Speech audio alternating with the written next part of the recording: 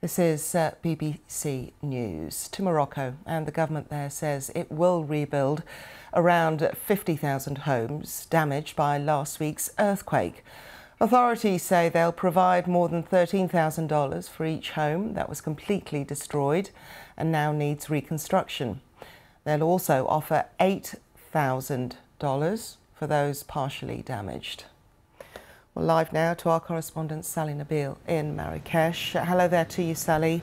And I presume you have one of those homes behind you. Yeah, exactly. What lies behind me is just a fraction of the destruction this country has seen over the past week or so, and it is just a glimpse of what Morocco has gone through as a result of the earthquake. And this is why the King issued a series of decisions last night regarding a rehousing program and the reconstruction plan. He also allocated aid to affected families, around $3,000 or so. But the problem is now, or the big question is, how long this plan will take to be put into place. One of the biggest problems facing people now, especially in mountainous villages that have been hit the hardest, is shelter. Many of them have spent days in the open air in the chilly weather at night, and some of them at best have some makeshift tents to stay.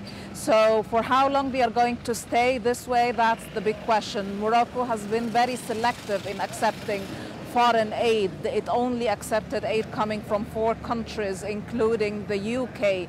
So this needs a lot of money, it needs a lot of expertise and equipment, and whether or not Morocco will be able to do that on its own, that remains to be seen. But the King has also said that orphan children will be put under state care. Children who lost their parents as a result of the earthquake will now have government care. The government will pay for their education and for their health care in the years to come. According to the UNICEF, there are more than 100,000 children that have been affected by the earthquake. Sally, we just had some pictures, and hopefully we can go back to those. There is a town called Yaqub, hopefully I've pronounced that correctly, and rescue workers have through the morning been preparing to enter that town. This is a week on. I mean, how precarious is that search and rescue operation?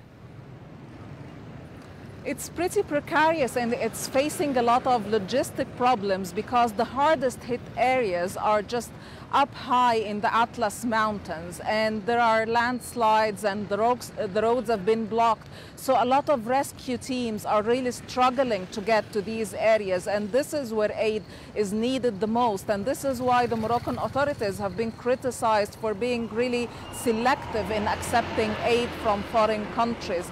People have been suffering at the very first days. They didn't have even water or food or medical supplies. Now the problem that's really dominating the scene is shelter. It's really hard for rescue and aid workers to reach these villages, and there are at least dozens or maybe hundreds of them. Okay, Sally, thank you very much. That was Sally Nabil there.